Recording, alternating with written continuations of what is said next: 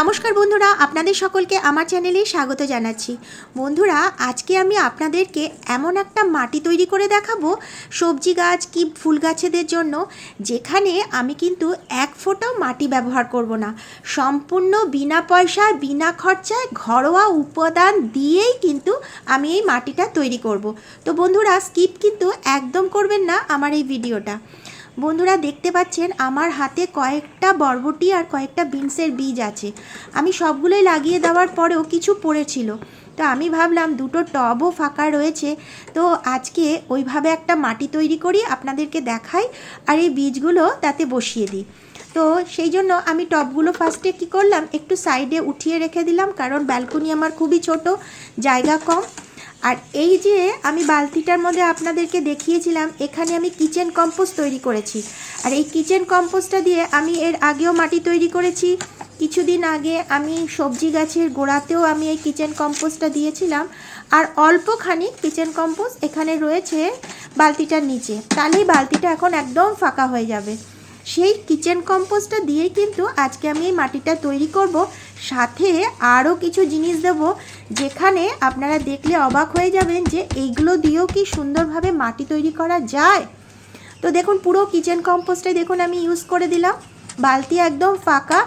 এরপরে আবার আমি ভাবছি এখানে এক বালতি আমি কিচেন কম্পোস্ট তৈরি করব, কারণ ব্যালকনিটা তো আমাদের খুব ছোট, আর ব্যালকনিতে খুব বেশিভাবে কিচেন কম্পোস্ট তৈরি করা যায় না, কারণ প্রচণ্ড দুর্গন্ধ বেরোয়। ছাদ বাগান কিংবা বাগানেই এই ধরনের সবজির খোসা দিয়ে সার তৈরি করাটা খুব সহজ। দেখুন, পুরো কিচেন কম্পোস্টে আমি ব্যবহার করে নিচ্ছি। দেখুন কত শুকনো ঝুরঝুরে এই কিচেন কম্পোস্টটা, একদম শুকিয়ে ঝুরঝুরে হয়ে গেছে। আর এই যে কিচেন কম্পোস্টটা আমি তৈরি করেছি তার ভিডিও কিন্তু আমার এই চ্যানেলে আছে। আর এখানে আমি তৈরি করেছি পাতা পচা সার দিয়েছি, সবজির খোসা দিয়েছি, ডিমের খোসা দিয়েছি, ব্যবহার করা চা পাতা দিয়েছি। এই সমস্ত জিনিস দিয়ে দেখুন আমি কিচেন কম্পোস্টটা তৈরি করেছি। আর হাতে দেখেছেন এতটুকু কিন্তু লেগে যাচ্ছে না, কত ঝুরঝুরে কত শুকনো। আমরা কিন্তু এই কিচেন কম্পোস্ট সারটার মধ্যে ডাইরেক্টও কিন্তু আমরা গাছ বসাতে পারি, তাতে কিন্তু গাছ অসাধারণ সুন্দর হবে, কোনো রকম কিন্তু ক্ষতি গাছের হবে না। কারণ এই যে সারটা আমরা তৈরি করেছি কিচেন কম্পোস্ট, এর থেকে ভালো সার কিন্তু কোনো রাসায়নিক সারও কিন্তু হয় না। এরপরে দেখুন আমি ব্যবহার করছি আজকে কলার খোসা। এই কলার খোসাগুলো আমি 2-3 দিন ধরে জমিয়ে রেখেছি, আমার বাড়িতে খাওয়া হওয়ার পরে আমি খোসাগুলো ফেলে না দিয়ে রেখেছি।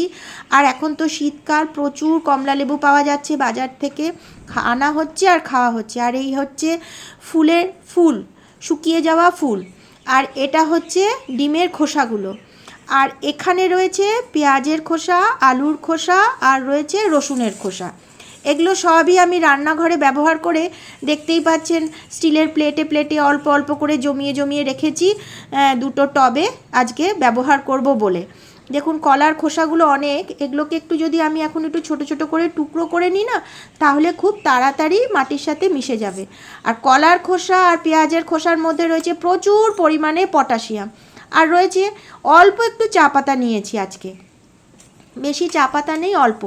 এই সবগুলো দিয়েই কিন্তু আজকে আমি মাটি তৈরি করব।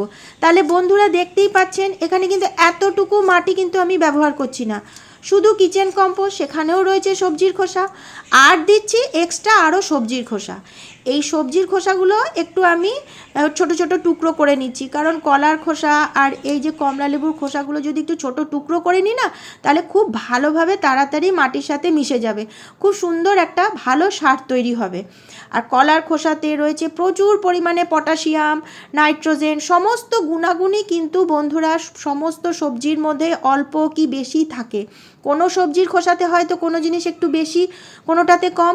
আবার চা পাতাতে দেখুন নাইট্রোজেন একটু বেশি আছে, পটাশিয়াম আবার কম আছে। আবার কলার খোসা, পেঁয়াজের খোসাতে পটাশিয়াম একটু বেশি আছে, নাইট্রোজেন একটু কম আছে। মানে আমরা সমস্ত রকম সবজির খোসা থেকে সমস্ত রকম গুণাগুণ কিন্তু আমরা পেয়ে যেতে পারি। তো সেই জন্য এইভাবে যদি আমরা মাটি তৈরি করতে পারি, তার মতন মাটি কিন্তু আর হবে না কখনো। দেখুন সমস্ত সবজির খোসাগুলোকে আমি ছোট ছোট টুকরো করে নিলাম।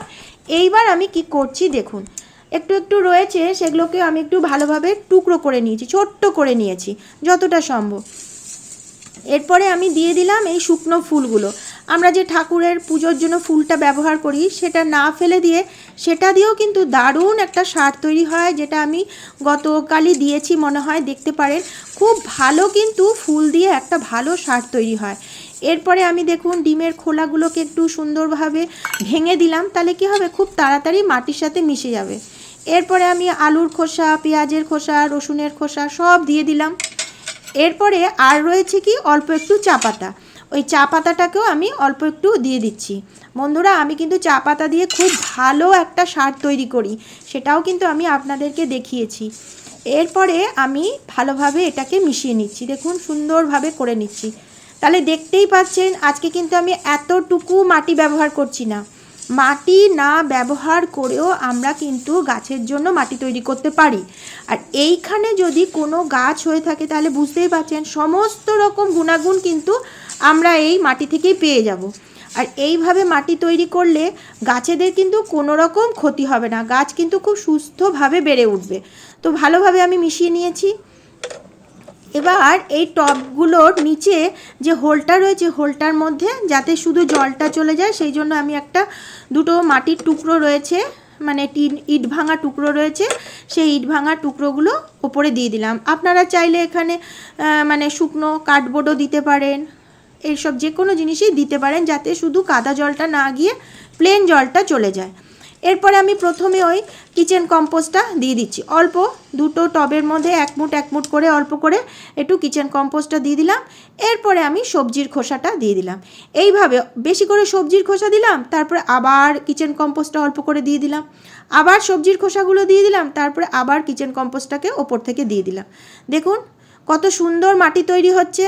যখন আমি এই বীজগুলো বসাবো, গাছ যখন হবে, বড় হতে হতে এই সবজির খোসাগুলো ভালোভাবে পচে গিয়ে একটা কিন্তু সার তৈরি হয়ে যাবে। দেখুন পুরো কিচেন কম্পোস্টটা আজকে আমার ব্যবহার হয়ে গেল, আমার 1 বালতি কিচেন কম্পোস্ট পুরো শেষ। এরপরে আমি দেখুন সবজি যে বীজগুলো রয়েছে ওগুলো একটু বসিয়ে দিচ্ছি। 5টার মতন আমার এখানে বিনসের বীজ বেঁচেছিল, 5টা আমি বসিয়ে দিলাম।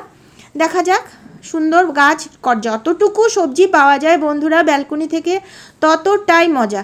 সবজি যদি নাও হয়, সকালবেলা ঘুম থেকে উঠে যখন আমি দেখি আমার ব্যালকনি বাগানে এত সুন্দর সুন্দর গাছ হয়েছে, ওগুলো দেখলেও কিন্তু মনটা দারুণ লাগে।